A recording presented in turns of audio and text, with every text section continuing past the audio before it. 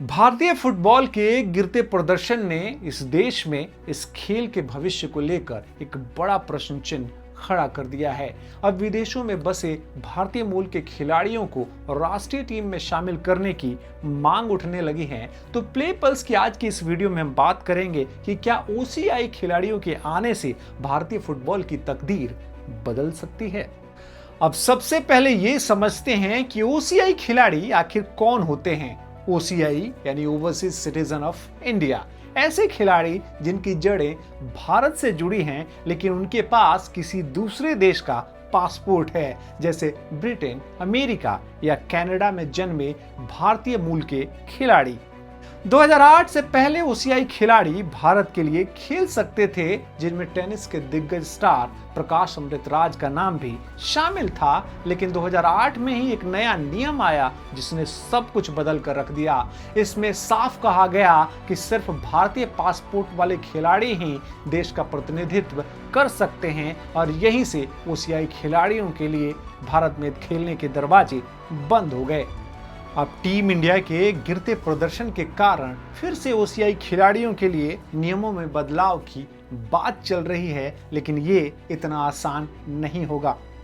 भारतीय फुटबॉल के हालिया प्रदर्शन की बात करें तो सबसे खराब स्थिति स्कोर करने की क्षमता में नजर आती है। आलम यह रहा है कि सुनील छेत्री जैसे 40 साल के दिग्गज खिलाड़ी को रिटायर होने के बाद भी 2025 में एशियन कप क्वालिफायर के लिए फिर से बुलाना पड़ा, लेकिन तब भी नतीजे में कुछ खास फर्क देखने को नहीं मिला। यहाँ तक कि ऑल इंडिया फुटबॉल फेडरेशन के प्रेसिडेंट कल्याण चौबे स्कोरिंग क्षमता को बढ़ाने के लिए विदेशों से कोचेस और फॉर्मर खिलाड़ियों द्वारा क्रैश कोर्स कराने की बेतुकी बात कर रहे हैं।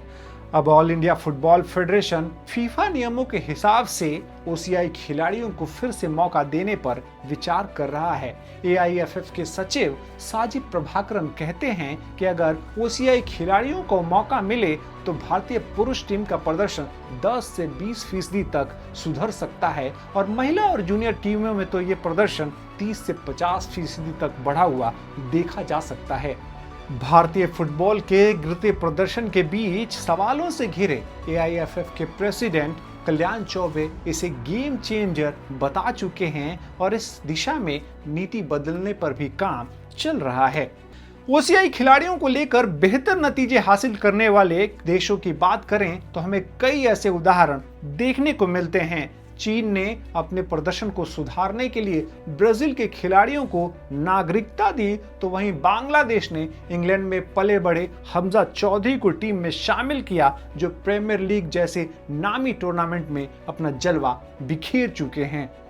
साथ ही अमेरिका, ब्राजील और साउथ अफ्रीका जैसे देशों में दोहरी नागरिकता से खिलाड़ियों को खेलने का मौका मिलता है, लेकिन भारत में दोहरी नागरिकता को मान्यता नहीं दी गई है। यानी ओसीआई खिलाड़ी को भारत के लिए खेलने के लिए अपनी विदेशी नागरिकता छोड़नी होगी और ऐसा करने से ओसीआई खिलाड़ी कतरा रहे हैं।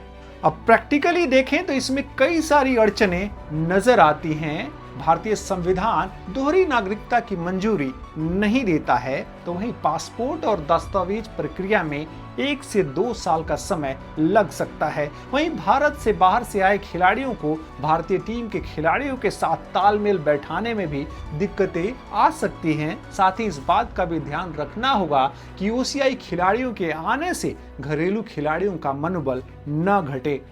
हालांकि अगर सरकार 2008 का नियम बदलती है और एआईएफएफ नई नीति बनाता है तो शायद हम 2026 तक इन खिलाड़ियों को ट्रेनिंग कैंप्स में देख सकते हैं और 2027 में शायद ओसीआई खिलाड़ी भारत के लिए खेलते भी नजर आएं।